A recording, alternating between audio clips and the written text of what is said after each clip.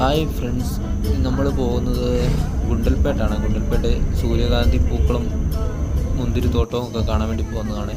പോകുന്ന വഴിക്ക് ഇതുപോലെ ആനയും മാനിനെയും മയിലൊക്കെ കാണാൻ സാധിക്കും. അത്യാവശ്യം നല്ല ഭംഗിയാണ് ഇവിടെ പൂക്കളൊക്കെ കാണാൻ വേണ്ടി. സൂര്യകാന്തിയും ജമന്തിയും അങ്ങനെ അത്യാവശ്യം കുറേ പൂക്കളുണ്ട്. ഇവിടെയൊക്കെ കയറുന്നതിന് 25 രൂപ, ഒരാൾക്ക് 25 രൂപ കൊടുക്കണം. അത്യാവശ്യം നല്ല ഭംഗിയുണ്ട്, അത്യാവശ്യം നല്ല തിരക്കുമുണ്ട്.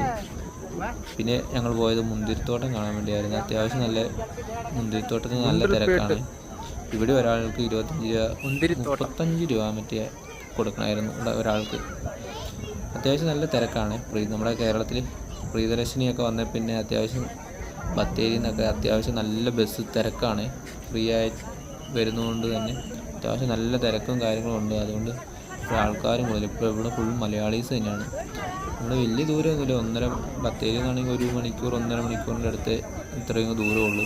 അത്യാവശ്യം നല്ല ഫോട്ടോഷൂട്ടും ചെയ്യാനും ഒക്കെ ഉണ്ട്. നല്ല തിരക്കും കാര്യങ്ങളും ഉണ്ട്.